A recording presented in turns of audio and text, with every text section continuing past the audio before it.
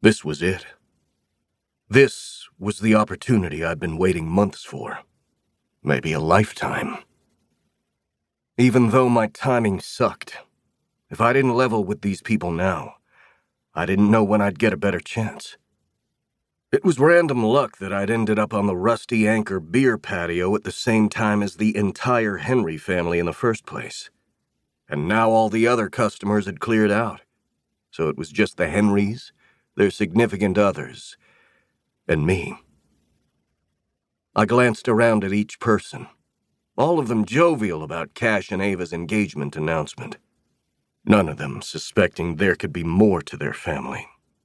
Simon Henry, with his wife Faye at his side, glowed with happiness now that the 4 children he'd raised had found their life partners. Hayden with Zane, Holden with Chloe, Seth with Everly, and Cash with Ava. I stepped up to the group, between Ava and Hayden, and across from Simon Henry, my heart about to hammer right out of my chest. "Hey, everyone," I said above their conversations. "I'm sorry to intrude on a private family moment, but I have something I need to say." The Henry family quieted relatively quickly, expectant smiles and welcome expressions focused on me. That would change in a heartbeat. I cleared my throat. "I know this isn't the best time, but I need to level with you all about the reason I came to this small town in the first place." I was semi-aware of Ava clasping onto my wrist. "What's going on, Knox?" Focusing fully on the patriarch of the group, with his gray-brown hair and warm eyes, who stood mere feet from me for the first time, I said, "I found out a few months ago that you, sir, are my biological father." For 3 full seconds, there wasn't a sound other than a frog or two in the distance. I wasn't sure if anyone in the group of 10 had breathed.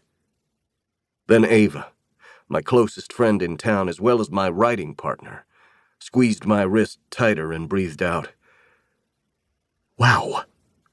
I kept my eyes locked on Simon Henry, my father, holding my own breath as I waited for his reaction. There was confusion, then shock. Then he glanced toward his wife, who wrapped herself around his arm supportively. "Holy shit," Holden said from somewhere to my right.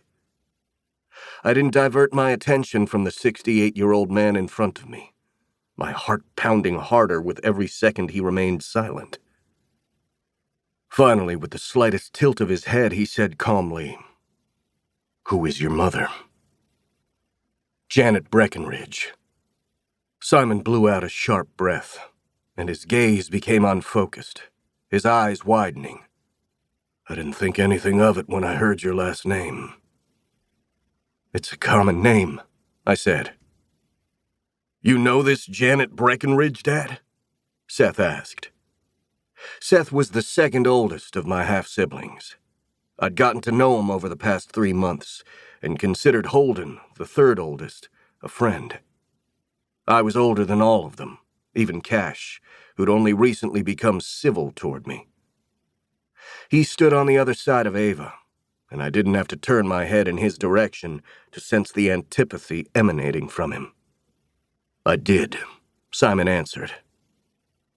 "How old are you, Knox?"